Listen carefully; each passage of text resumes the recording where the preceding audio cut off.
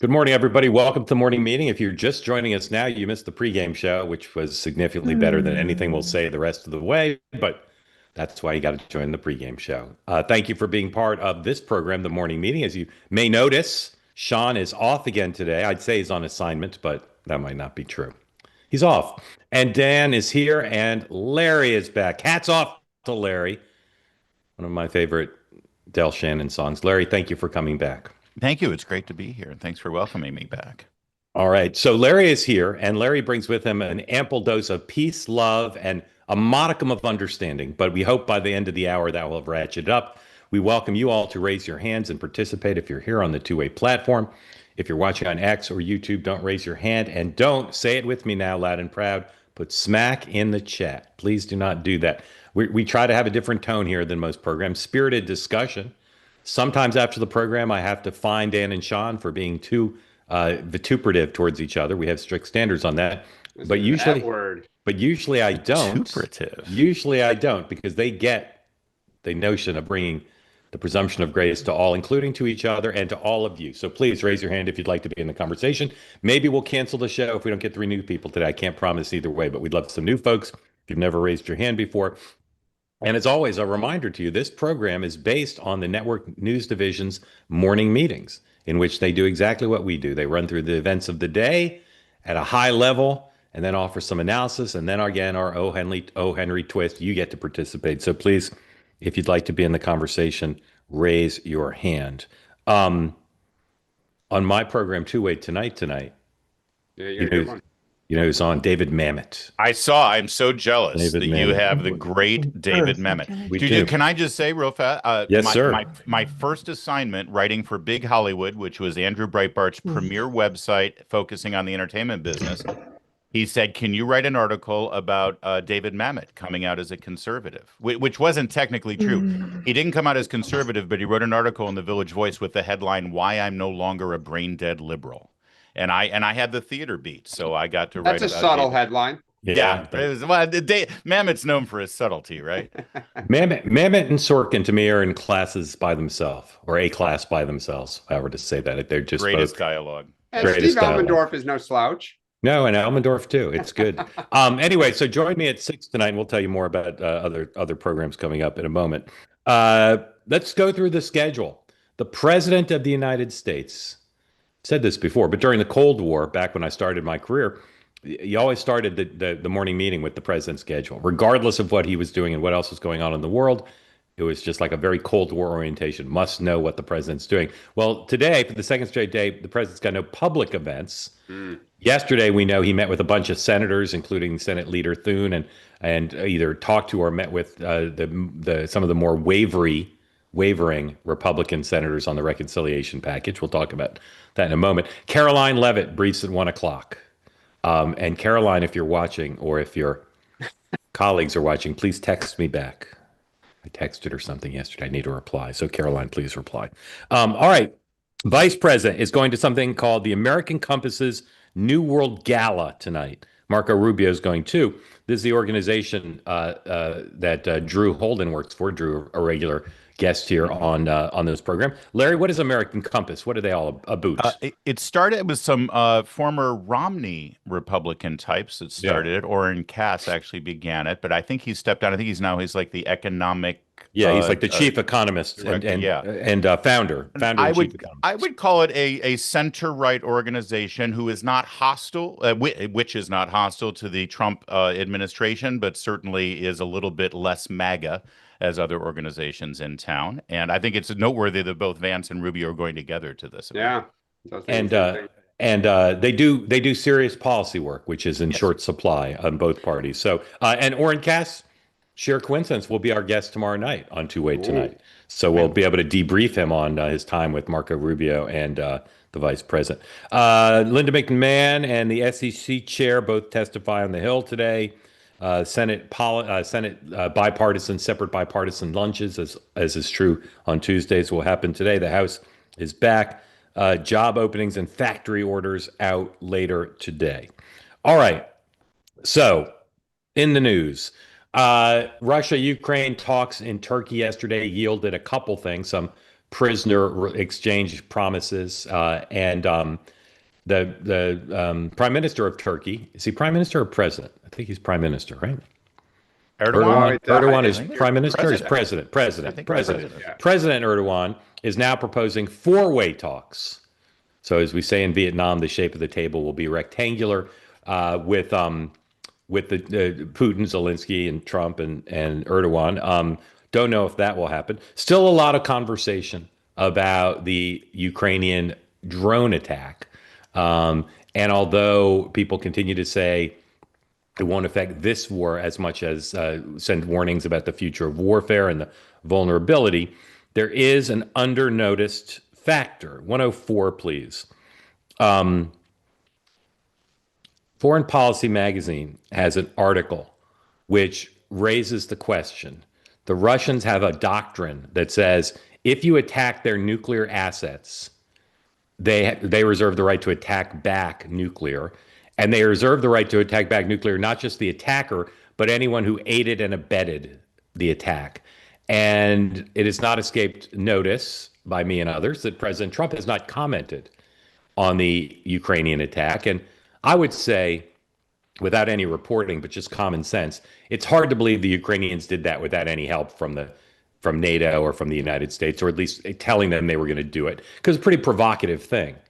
And so if they did it without telling anybody, come on now. So in theory, this could have been the tripwire, and maybe still could be, unfortunately, for what President Biden was extremely concerned about, which is conducting the defense of Ukraine without giving Putin the quote unquote excuse to use nuclear weapons. The other development that continues to gurgle and burble is the question of this Russian sanctions bill, which Senator Graham and his Democratic partner are still saying they want to bring forward. The administration seems not so enthusiastic about letting 535 secretaries of state set policy towards Russian sanctions. Here is the aforementioned Caroline Levitt on this matter, 105.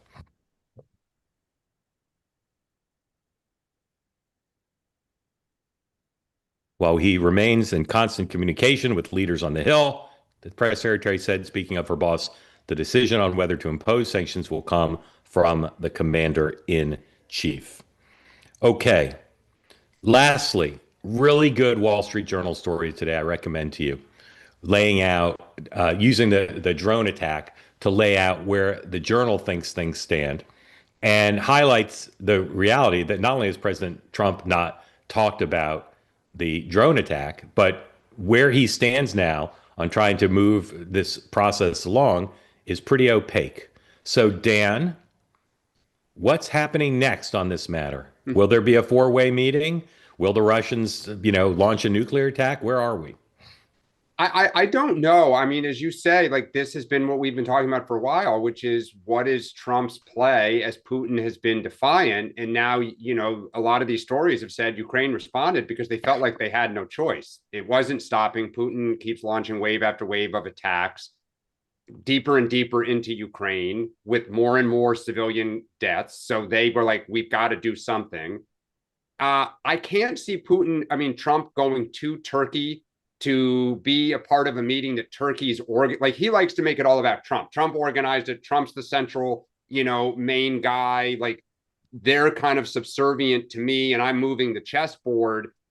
I don't know. I mean, his continued silence and kind of not doing anything, he's beginning to look small. Like, he has no control over this situation.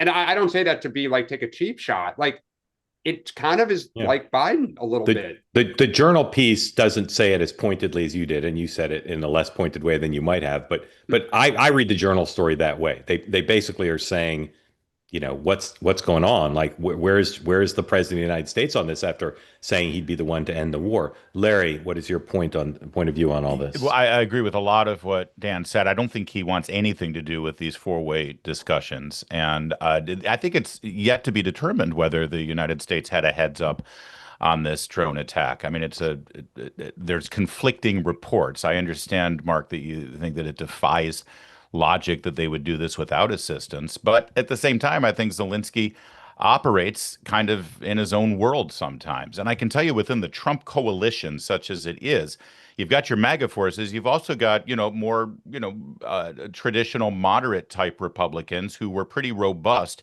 in wanting America to have a full participation in helping Ukraine in this fight.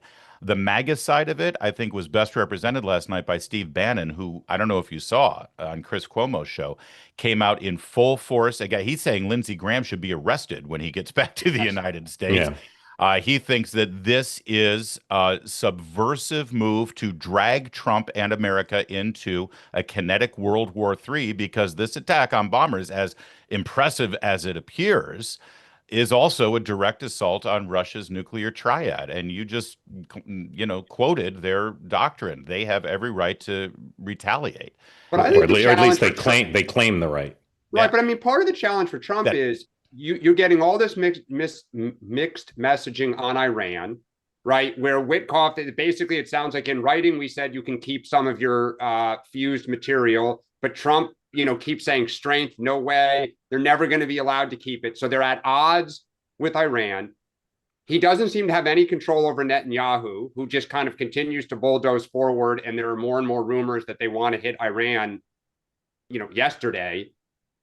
And now you have Ukraine. And for a guy who projects strength and control all the time, and this isn't a Trump phenomenon, like this is the reality of the world as we're trying to confront China. You don't have as much control. Yeah. Getting leverage over Xi, Putin, and Netanyahu. I've said it before. Yeah. That's the job of an American president. And our previous presidents have not done so great on that score. I will say, Larry, I don't like to jump to conclusions and assume facts not in evidence. But I really do think the preponderance of logic says Zelensky would be taking an enormous risk, leaving aside whether he needed intelligence and operational assistance to conduct that mission. He would be taking an enormous risk to go towards the tripwire of a nuclear World War III without telling his benefactors and patrons in the United States and Europe that he planned to do it. Maybe he did, and I understand he's an independent cuss, but I just cannot believe. And again, I think one of the tells is President Trump hasn't said a word about it, even though the position of the United States government is that they weren't told in advance. I just find that hard to believe. It would be hard to believe as well, especially from a so-called ally that we are supplying with Yeah. these weapons. Yeah. But at the same time, I think that Zelensky is sort of trying to find his own path here to try to force this conversation. He doesn't like the fact that he was boxed in during the Oval Office visit. Every single move that has put him at the negotiation table, he seems like he's been dragged there and forced there. He believes that there is no peace. This needs to be resolved with war. At least that seems to be the impression. Yeah. And he doesn't like where these peace talks are going. Let's face it. The document that was released yesterday from Russia is basically, okay, we'll end the war as long as Ukraine surrenders. I mean, that's not going anywhere. So non-starter. I don't know. I think the fact that Trump hasn't said anything about it tells me that maybe he didn't know. Maybe. All right, let me read you just a few sentences from this journal story, and then we'll move to reconciliation. If the Trump administration has a strategy beyond appealing to Putin to halt the fighting in return for territorial concessions and other inducements, it is yet to make one clear. Joe Biden sought to contain the conflict by imposing sanctions on how Russia and establishing limits on how Ukraine could use some U.S.-provided missiles. But Trump hasn't sought to ratchet up the economic and military pressure on Russia, and he has yet to actively involve himself in planning for Ukraine's defense, including coordinating on future weapons needs. He has been unusually silent about Ukraine's drone strikes on Russian bases.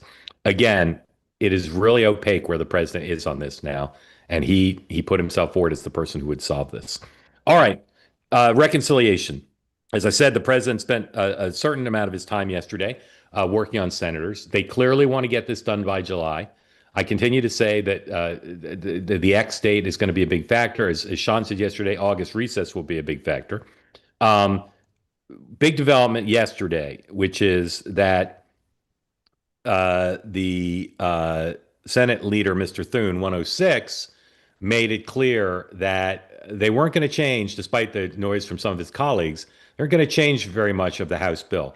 It'll have to track very closely. He's talking now about the Senate version to the House bill because they've got a fragile majority and struck a very delicate balance. But there are some things that senators want to add to the bill or things we do slightly differently. Thune added that Senate Republicans are on track to deliver by Independence Day, but he acknowledged there are a lot of moving parts. And so we're going to start to see this week different committees unfurling their marks from the different committees, with finance going towards the end and probably last.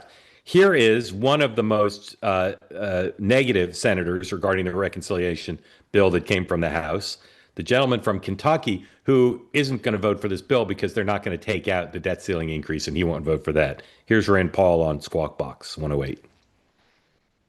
What would it take for you to support this bill? Well, the main thing that I object to is raising the debt ceiling $4 or $5 trillion. That's an indication that we'll borrow that much. It's an indication that we'll put the debt on the back burner. We'll have no more discussion of it for a year or two. And really, we're locked in a year right now where in March of this year, most of the Republicans, not me, voted to continue the Biden spending levels in March. So we're operating under a continuing resolution which originated as Biden spending levels. You remember Republicans saying, Bidenomics, Biden inflation, Biden this, Biden that.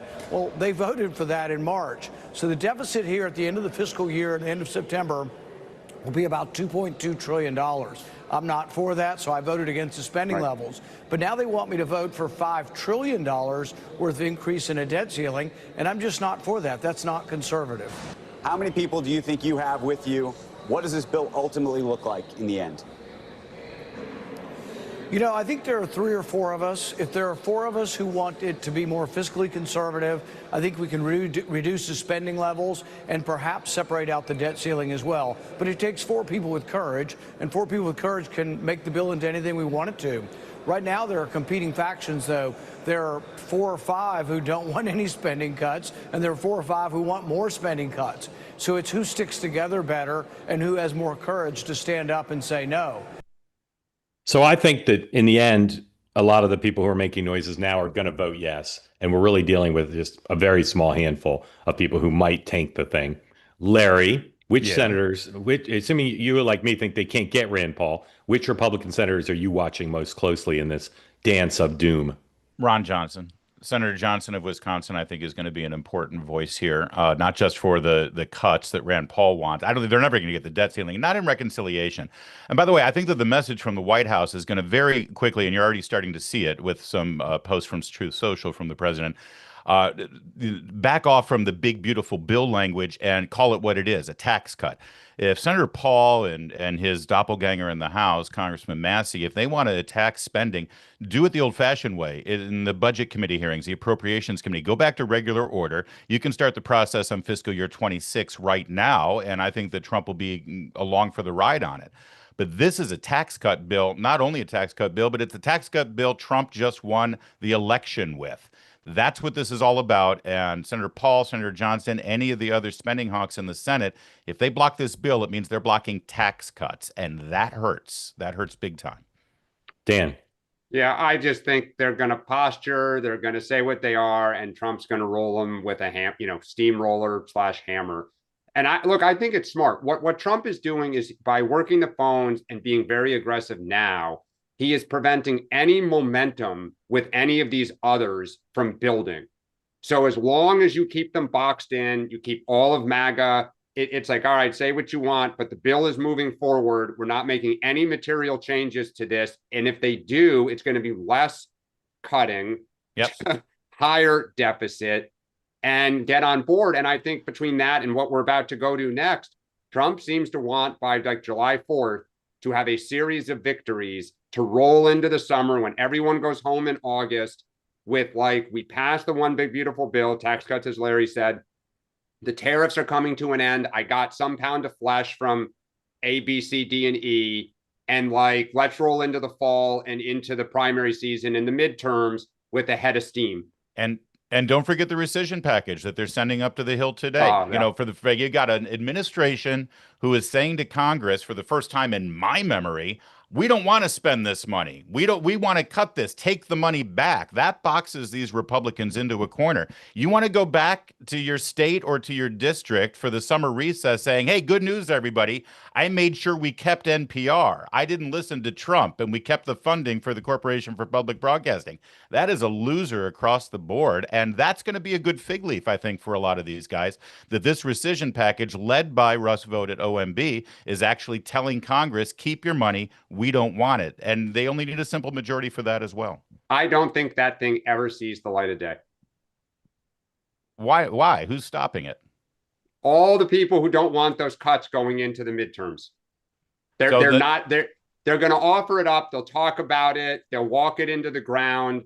I don't believe they will ever do that. Those cuts are drag shows in Madagascar. It's circumcisions in Guatemala. It's all the stuff that America hates about the bloated government. There's no way Republicans want to go back there and say that they didn't make those cuts. It's low-hanging fruit. It's the easiest stuff.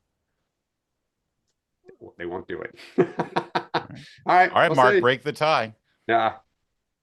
I mean, I don't know that it really matters that much. I think that the big fight right now to me is on Medicaid. Yep. And whether the administration is going to convince Republican senators and the public that the only reductions in Medicaid are to force able-bodied men to work or volunteer or get training, and to deny Medicaid to people in the country illegally.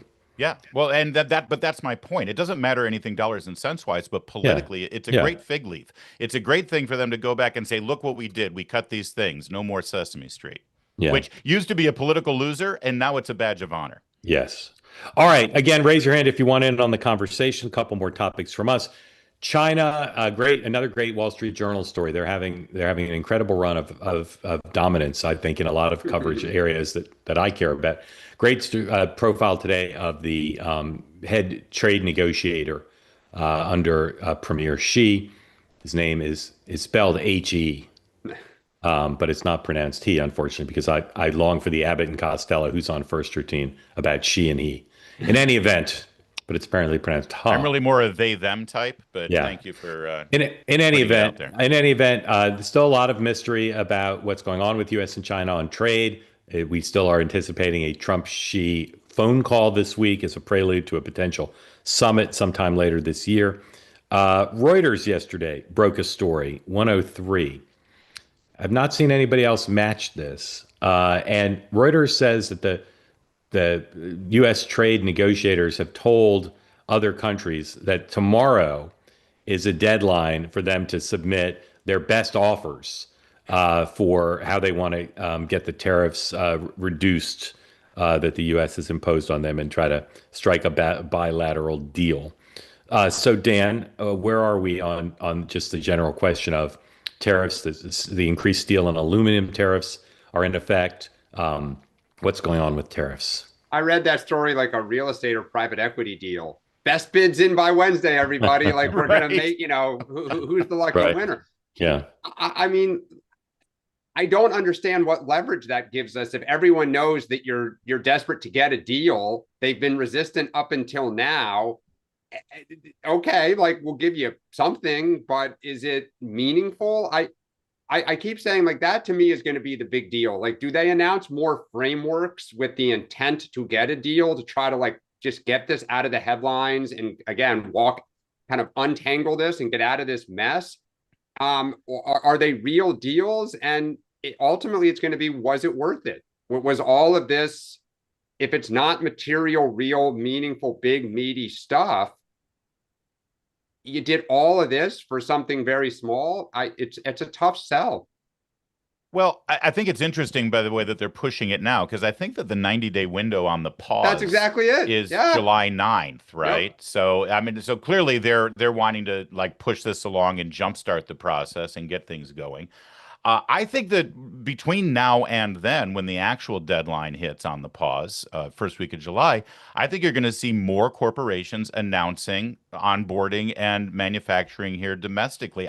And I think this was revealed in your poll, Mark, on Friday about how the majority of the American people at least want to see an effort made to manufacture more here in America. And I know there's this myth out there that, oh, that's like a 6, 7, 8 year window to be able to do that. You know, when Elon Musk announced that he was leaving California to manufacture in Austin, Texas, it was about a year later when they rolled off their first car. It took them a year to ramp up a Tesla auto factory. That ain't nothing. It can be done if the motivation is there and manufacturers are motivated to do it. And that's up to the Trump administration to sort of use the carrot and stick domestically while they're doing the same overseas. Larry, it speaks well that you're a fan of the People's Poll. Who isn't? Who wouldn't be? Good question. Only those who don't know about it. All right. Anything else on that? No. Last topic. I will say that. I will say this. No matter sir. what they end up with, it's going to be the greatest, best tariff policy we've had since Andrew Jackson. Yes. I don't know what it's going to be. No matter That's what. right. No Absolutely matter will be. Guaranteed. packaged. All right. I continue to ask Democrats for their fresh, new, original, captivating ideas that will help working class voters. And they go back to either spouting vagaries or denouncing the Trump administration's policies. I don't understand, and this is true of both parties, but particularly the Democrats. I don't understand why they have had, for several decades now, an inability to come up with new ideas that appeal, that are understandable, digestible, that make sense, that are popular, to help people afford an increasingly expensive world. But they don't seem to be able to. What they do seem able to do is have their top strategists fleece their richest donors out of more money to form more and more organizations to claim they're working on both policy and messaging, but they seem mostly to work on messaging. So here's a new one. Politico reports this morning, number 107, that there's a new group, a new think tank called Searchlight, inspired by the name of Harry Reid's hometown, started by a former Reid aide, Adam Jettleson. Is that how you pronounce his name, Dan? Yep. Jettleson, Yep. who was for a time Fetterman's chief of staff. And this article talks about how he's going to donors and asking for money to start this effort. And the article points out this is one of many to try to figure out how the party can win back working class voters by talking about policies that are appealing. But the article doesn't have mention any actual policies. And it sounds like this may be another messaging effort. Dan, Yes, is this 1,000 flowers blooming, or is this a bunch of weeds in the yard?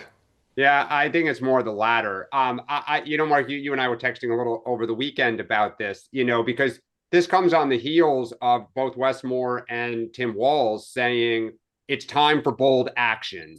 We need, admiration for Donald Trump. He's doing big, bold things. He's moving fast. He's unafraid. And we need to do the same thing. But of course, what was missing was what those things are. Even one. Forget a list. Just one.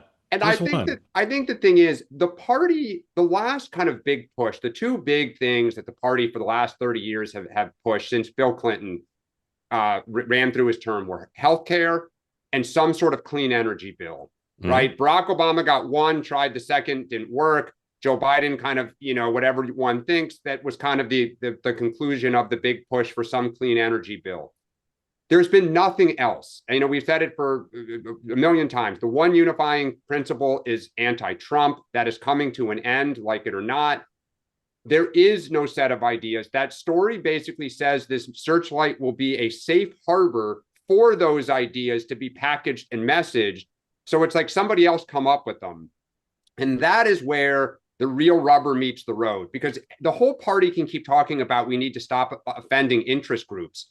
But when you put the policy on the table, that is when the interest groups will freak the you-know-what out and say either where's our policy or you can't do that, go hurt somebody else. Right. And that's where, even Bill Clinton said, this is hard. So I don't know. I was going to, I think, write about that here on Substack, because we are void of anyone with the real courage to do this right now. And again, you said that this group says we have to come up with policy ideas irrespective of whether they offend our interest groups. Great principle. but no examples. And it's easy to say we need to make housing more affordable. We need to make college more affordable.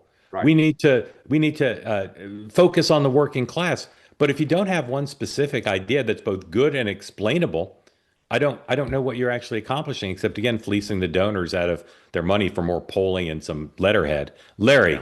Yeah, nothing says looking forward and coming up with a new Democrat Party like evoking the image of Harry Reid in the title of your organization. I thought of that. I thought of that too. Robert Byrd will be next, I think, in the next incarnation. I think that there is a serious problem here. And by the way, like Sean, I don't want to give advice to Democrats, but at the same time, I think our nation is served with two effective, robust political parties who can actually engage on issues and actually form something out of the fight. That's what I want. Democrats, I think, are mired in two different problems. They are, in fact, a party of very disparate and desperate interest groups who want to ensure that they have a seat at the table and they have a voice in where things are going. And those interest groups right now that are sort of drawing, they have the gravitational pull for the Democrat Party, is at odds with upwards to 80% of the American people. And it's not just affordable housing. It's not just affordable tuition. It's not all that stuff, because I think the American people see through that. Whenever they're told that the government is going to make something more affordable, that means more debt and more taxes, because it means the government is going to spend our money. They're actually still mired in the cultural issues that defined them 5 years ago. Until a Democrat can step forward on the national stage and say, excuse me, but men cannot get pregnant, they're going to be lost, Dan. I know that sounds harsh. It's not just cultural, though. I mean, it's also economic. I think and look, you saw this with Kamala Harris. Like she was void of idea. Like there was such small potatoes with that. That's because the economic energy in your party is Bernie Sanders, the socialism. But hold on a second. The Bernie Sanders wing touches the MAGA wing. True. The populist part of it. Tariffs, like undoing trade. What did Trump flirt with? Raising taxes on millionaires. Like I think and this is true of JD Vance too. Like Mark, you talked really well about all the structural advantages that he has. But if we were to look forward, he's not going to, immigration presumably is solved. I don't think he's going to say Donald Trump did nothing on immigration and it's a huge problem, so elect me, right? He may say we can't go backwards, but they'll have done the big tax bill, right? He will have confronted trade. So if Trump is successful, the question then is, what is JD Vance's, set of things about why he should be elected?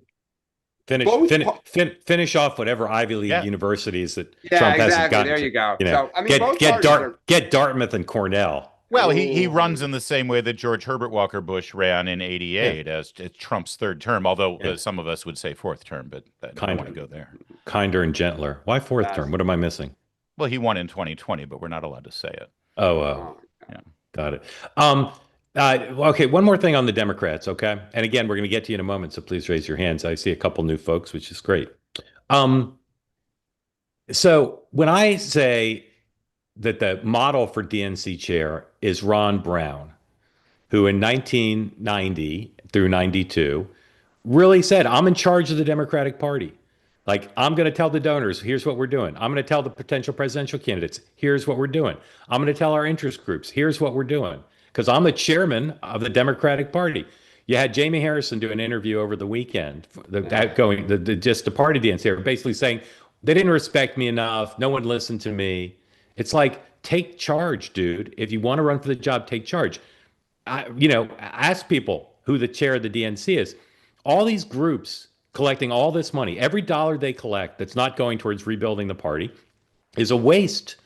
And so if it's not Ken Martin, that's, by the way, the name of the guy who's the chair of the DNC, who's supposed to take charge of this? Schumer? Or, you know what I'm saying? Like, you've got all these nascent efforts to raise money to do roughly the same thing, which is to do polling to say, yeah, our party went way too far to the left and we have no ideas. Let's talk about solving that. But it just seems to me like they're wasting time, and people say, well, they'll sort it out by the midterms. They're going to do well in the midterms, plenty of time. It just seems like they're wasting this year. Dan, am I wrong? Well, yeah, I think, yes.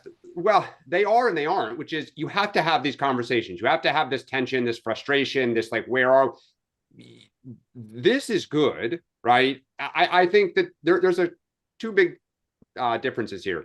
When Ron Brown was chair, the DNC could take soft money. So the big money was being funneled into the DNC and they had control over it. And that gave them control over allocating it out in races and infrastructure building. Now it is diffused.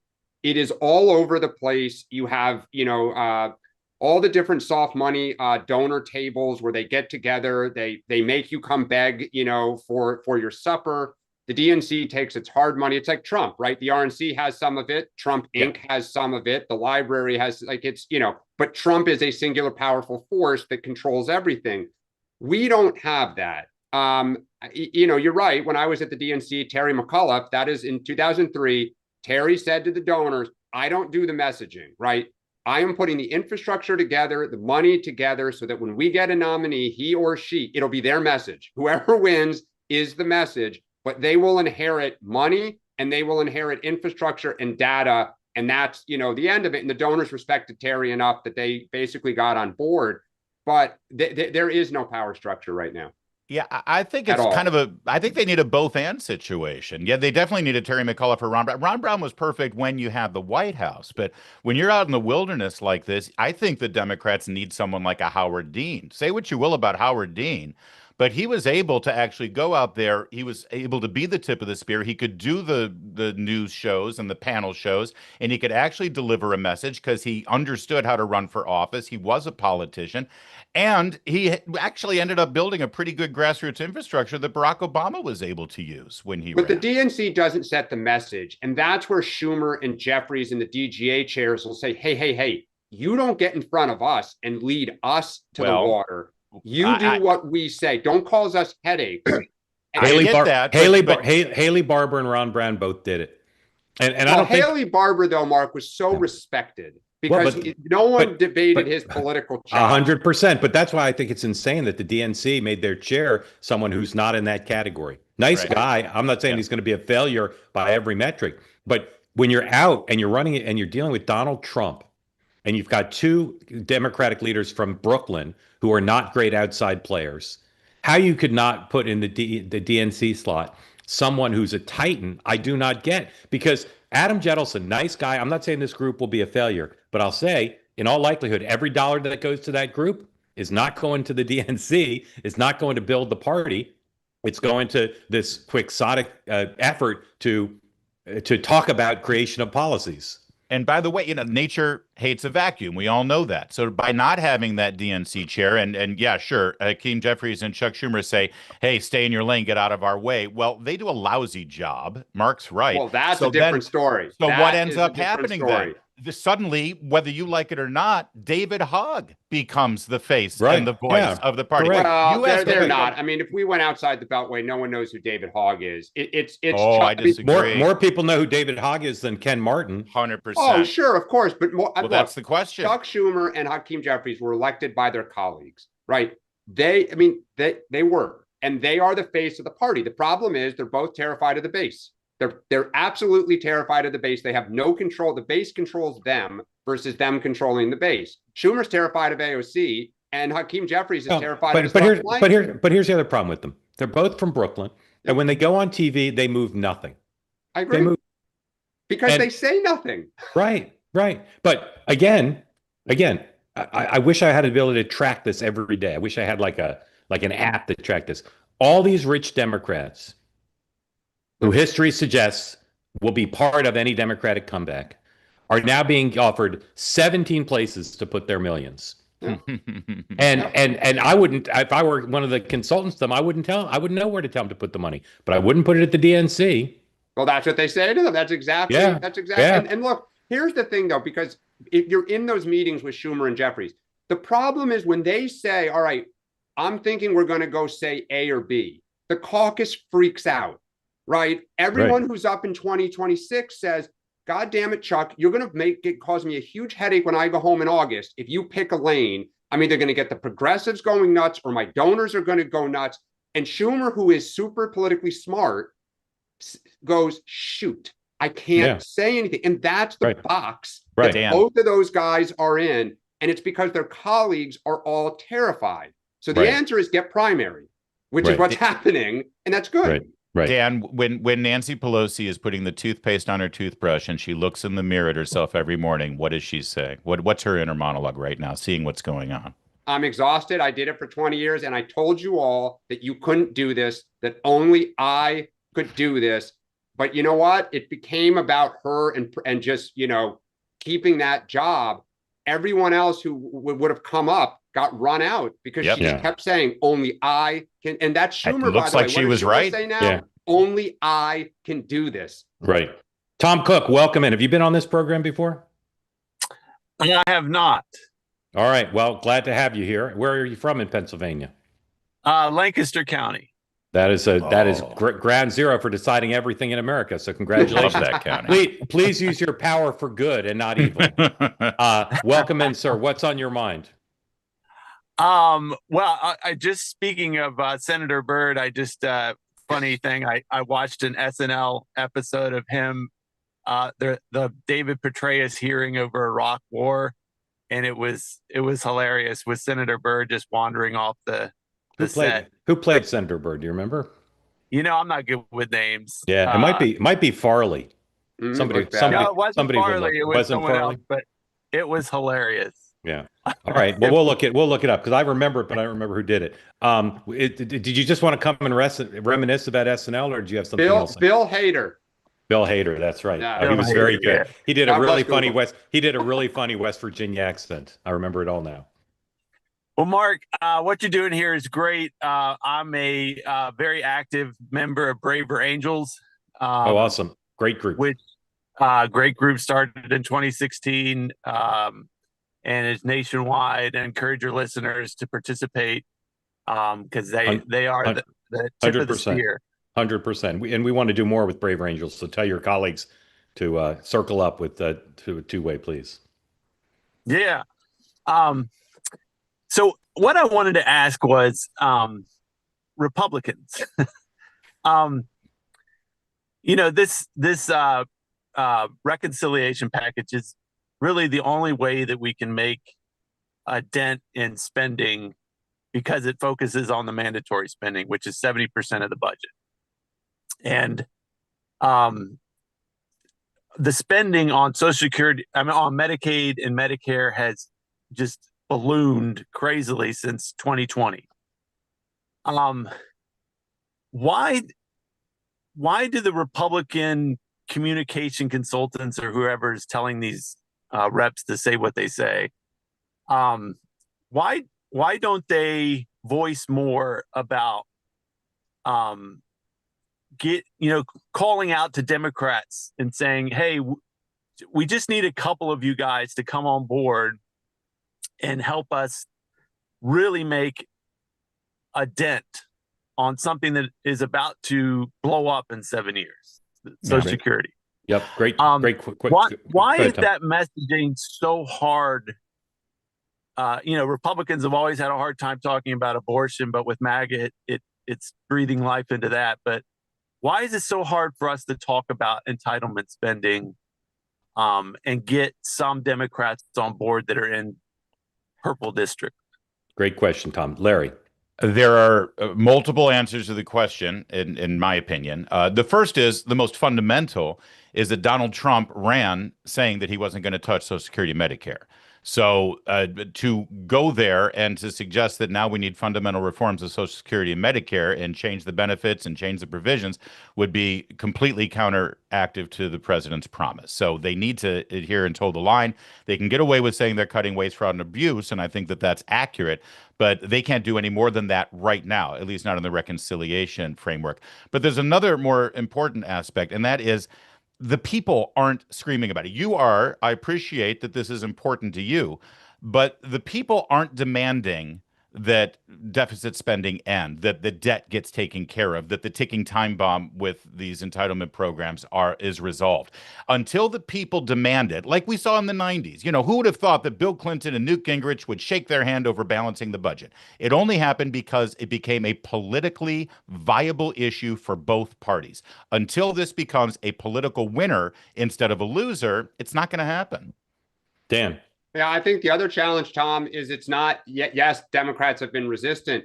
As the Republican Party becomes a working class party, That is also which is why you're now seeing parts of the Republican coalition are dead set against cutting Medicaid, because it's their voters. It is, you are taking health care from our voters, the elderly in our state or district that relies on Social Security to kind of have a decent, retirement.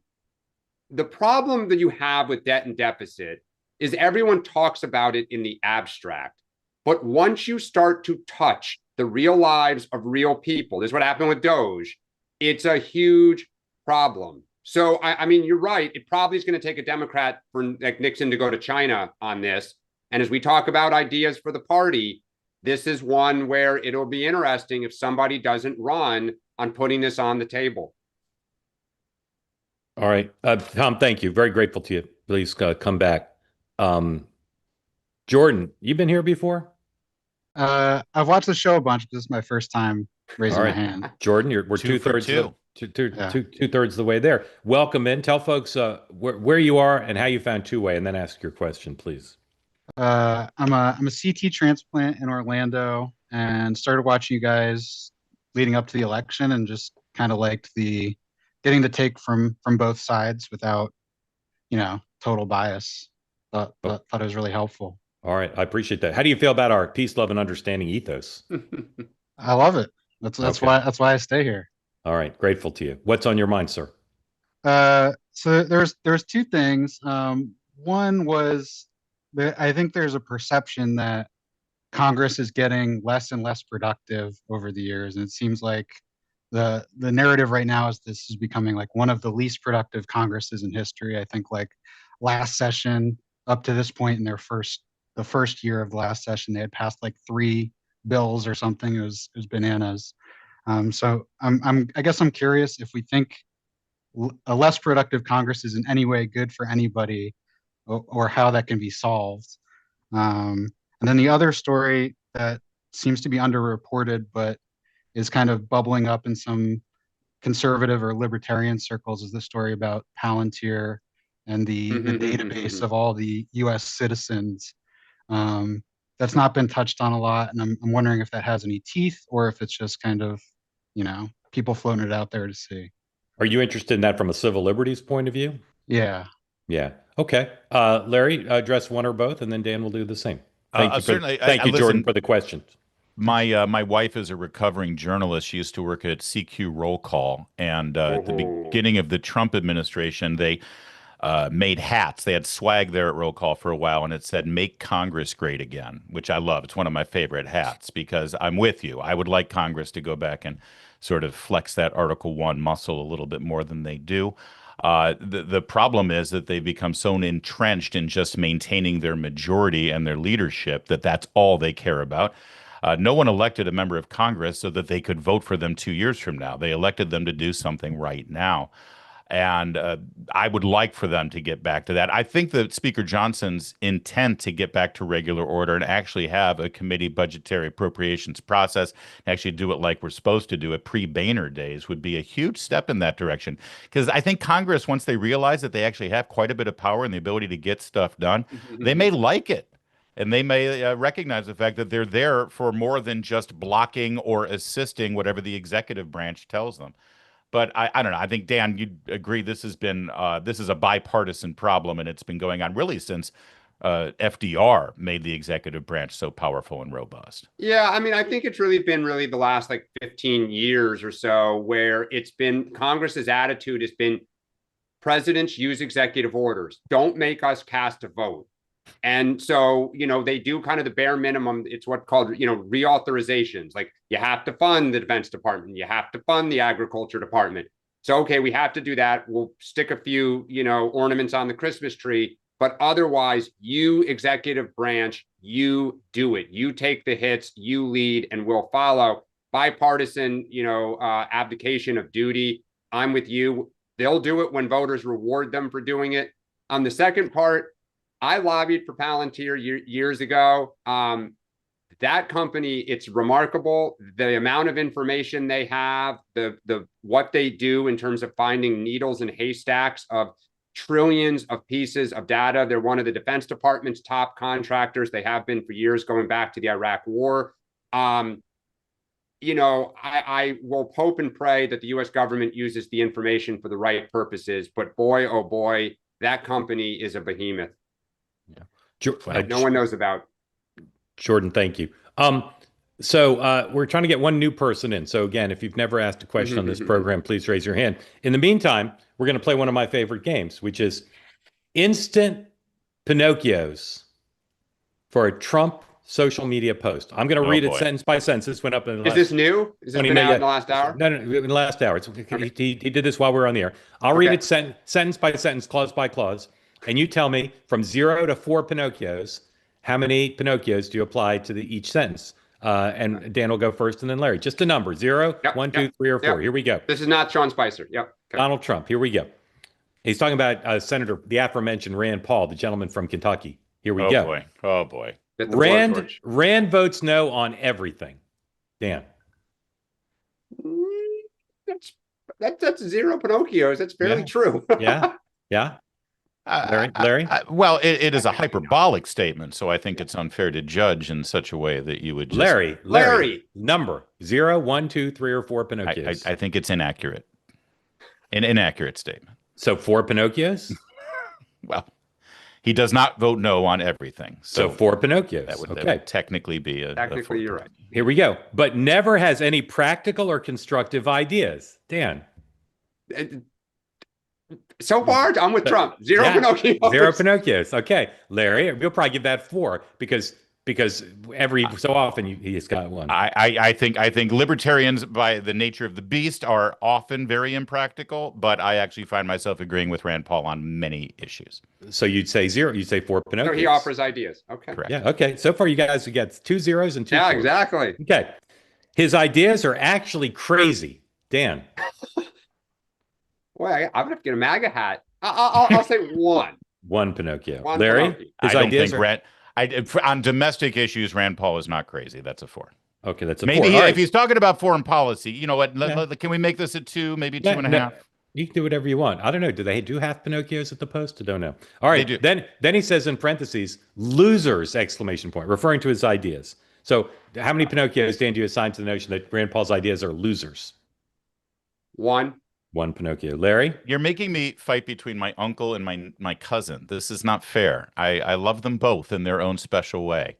All right, Larry will pass on that one. I'll give it a 1 as well. Okay. God, Larry. Again, 0 Pinocchios means it's absolutely true. 4 Pinocchios means it's I love that totally Dad false. is so disgusted with Here we my go. ability to be a diplomat. We just got 2 more. Just 2 more. And then again, I still don't see a new hand up, so I'm filling because I want to get a third new person. The people of Kentucky can't stand him. Dan.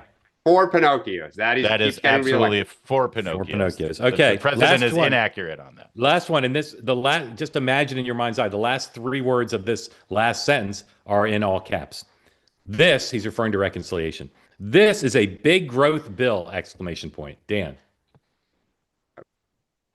It's a big growth. Yeah, I mean, that's probably a 1. Yeah, that's a 0 Pinocchios. This is a huge growth bill. We have no idea how our economy is going to explode with no tax on overtime, no tax on tips. It's going to be huge. Yeah, well, and of course, if it doesn't pass, it would be a growth killer. But of course, what I will give some credit history. for is Rand's opposition is it's not pro-growth enough. Rand's opposition is it doesn't cut spending, which he omits any mention of in his True Social post. So kudos to Bill Clinton-esque shiny red ball. So the absence of the mention of the elephant in the room, that gets 4 Pinocchios. Yeah, right. Exactly. Yeah. All right. No new hand up. Very disappointed. This is the last episode of the show. Just want to tell you what a great run we've had. Very much appreciate. I can't believe I killed the morning meeting. I know, Larry. I can't believe this. But Larry, you can put in your Wikipedia, appeared as a substitute host on the last episode of the morning meeting. There's 7 more minutes, folks. If you've Sean's going to kill me. If you've never raised your hand, now's the time. Now's the time. All right. While we wait, we go to what we like to call Meredith. I know Meredith is watching. Meredith, I think Sean didn't come on because he didn't want to have to give Pinocchios to Trump. I think that's why. While we wait, we'll go to a pro, Michael Graham. Hardly a first-time Hey, participant. Michael. but a good friend of Larry's and of ours. And Michael, welcome in. And Larry owes me because it was getting fired for WMAL that gave him the opportunity to get my job. That's so right. congratulations. Former I try to do my WMAL. part if I can. And by the way, I'm actual yeah. libertarian, and I would have given all kinds of Pinocchios for that. So Larry wussed out per usual. Behind your back, Larry and I, Michael, we call you Wally Pip. Oh, that's a good. I'll take it. So it pains me to admit that Mark Halperin said something smart yesterday, but it has been stuck in my brain. It happens. And they load it into the teleprompter. I read it, and exactly. Broken clock syndrome. And Dan was smart to jump on it too. Which the equation is no person is illegal plus from the river to the sea equals Boulder. And I know the press is very, still has a lot of effect. Another thing that you've stumbled into the truth on, Mark, is that the establishment press still has more influence than people want to admit, even in the era of social media. And they've really tried hard to suppress the political side of this. You know what I mean? Like to keep it. But I think that this is one of those situations like we saw leading up to the 2024 win for Trump, where you can pretend watching guys win girls sports doesn't matter. You can pretend the border's not a crisis works and the voters still see it. I think Democrats are, I don't get it. I'm like, John Fetterman did that fake debate down the street from me in Boston yesterday with McCormick, and it was a great, it was a round table, it was fine. And I'm like, why aren't Democrats doing this? Punch the free Palestine people in the face, punch the open borders people in the face. You can still be a solid John Fetterman Democrat. And so I guess my question for you is there something happening that I don't see? Because I'm looking for it and I don't see it. All right, Michael, great question. Hold on before you go, before you guys respond, rather. Edward Johnson, have you ever been on this show before? Edward, just say hello. Just unmute and say hello. You don't need to ask anything. Just say hello. That's friendly. Hello, good morning. Good Good morning. morning, All right. Edward. Good morning, Edward. Thank you for saving the morning Edward, meeting. Edward, you saved the show. The entire morning meeting community owes you a debt of gratitude. Completely organic. So thank you for The that. least I can do from the People's Republic of California. All right, thank you for getting up early. Thank you, Edward. We'll let you go back to your anonymity, but thank you for saving the show. Michael, would you like Larry and Dan to respond, or do you just want your monologue to continue? And I say that with affection. Okay. Well, you know me, man. I can vamp for 50. I open the fridge, the light comes on. I do 10 minutes. Dan, explain to Michael why your party doesn't seem to be getting the joke. Yeah, because they're afraid of their base. I mean, look, Fetterman can do it because there is less of a social progressive base in Pennsylvania. It's more of an economic populism base up in, out in the T and up in Scranton. Right. A lot of these other senators and governors, et cetera, have these super progressive, 15, 20% of the electorate. It's where the online money is. It's where the organization is. And they're just like, I don't need the headache of going to war with them. So I say nothing. Right. And that was Kamala Harris's principle, almost all of the campaign. Say nothing, offend nobody, try to hold everything together, and have the other guy be so offensive that you hold your nose and come to me. Yeah. And Larry, do you agree that one reason they're able to say nothing is because of the establishment media's willingness to leave the questions unasked? I mean, imagine 3 Tea Party related events like the Shapiro Jewish Museum and this.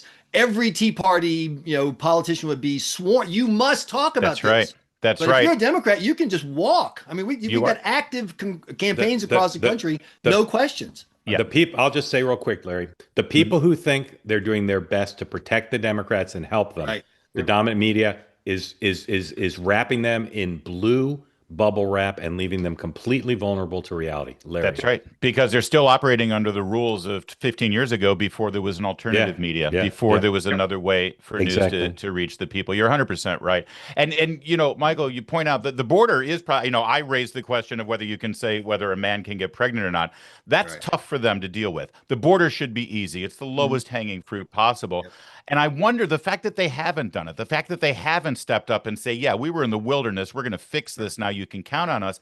I wonder how much of it is linked toward the very real political power they get from having the open borders and having the influx of illegal immigrants. I'm not saying that they're all voting, but what I'm saying is the census rules dictate that all of those people, whether they're citizens or not, get counted for appropriate or for apportionment, and that has helped states like California, New York, and Illinois for their representation in the House and in the Electoral College. I know that's cynical to think of, but I think that that's a big part of this. I still don't think it's their motivation, but it's crazy.